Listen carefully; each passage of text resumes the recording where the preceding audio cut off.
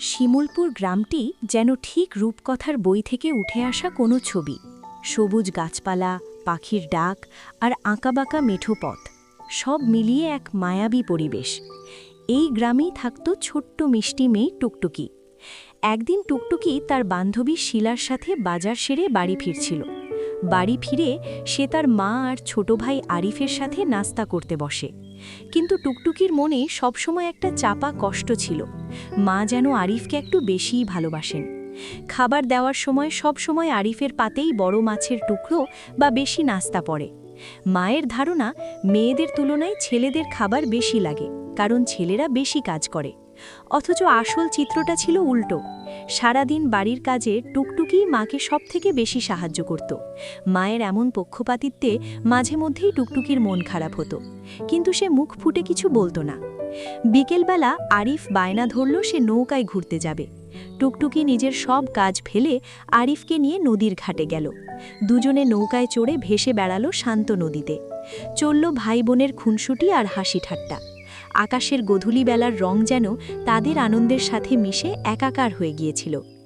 বাড়ি ফিরে তারা দুজনে পড়তে বসল। আরিফ খুব চঞ্চল, পড়ার চেয়ে তার দুষ্টুমিই বেশি।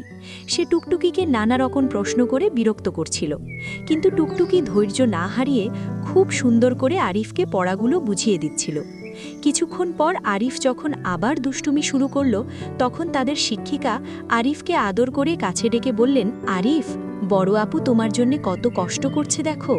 বড়দের সম্মান করতে হয়।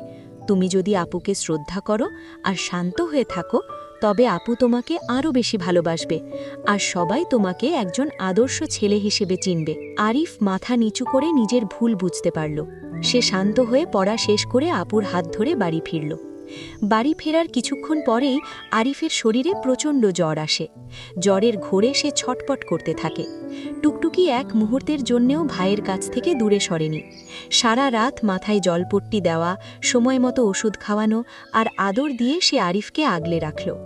পরদিন সকালে জ্বর কমলে আরিফ চোখ মেলে দেখল তার বড় আপু ক্লান্ত শরীরে তার পাশে বসে ঘুমিয়ে আছে। আরিফের চোখে জল চলে এলো। সে বুঝতে পারল তার আপু তাকে কতটা ভালোবাসে। আরিফ টুকটুকির হাত জড়িয়ে ধরে ক্ষমা চেয়ে বলল, আপু, আমাকে মাফ করে দাও, তুমি পৃথিবীর সেরা আপু। মাও আড়াল থেকে সব দেখছিলেন। তিনিও নিজের ভুল বুঝতে পারলেন। সেই দিন থেকে শিমুলপুরের সেই ছোট্ট বাড়িতে ছেলেমেয়ের ভেদাভেদ খুঁজে গিয়ে এক নতুন রূপকথার জন্ম হলো, যেখানে কেবল ভালোবাসা আর শ্রদ্ধার স্থান ছিল। গল্পটি কেমন লাগলো অবশ্যই জানাবেন।